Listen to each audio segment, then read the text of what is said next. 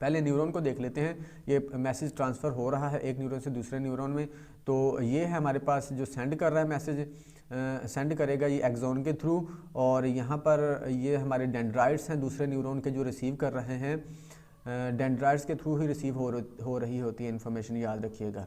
अगर कोई आपको बोले कि सेल बॉडी रिसीव करती है तो आप तभी यस कर सकते हो, अगर डेंड्राइट वहाँ पर ऑप्शन नहीं दिया गया। और सेंड कौन करता है, वो एक्सॉन भी कह सकते हैं आप। उसके साथ साथ ये टर्मिनल बटन होते हैं, इनको टर्मिनल बटन भी कहते हैं। ये जो सेंड कर रहे होते हैं या ट्रांसफ़र कर रहे होते हैं इन्फॉर्मेशन, इसको टर्मिनल बटन कहते हैं। टर्मिनल बटन सेंड कर रहे होते हैं और डेंड्राइट्स रिसीव कर रहे होते हैं, याद रखिएगा।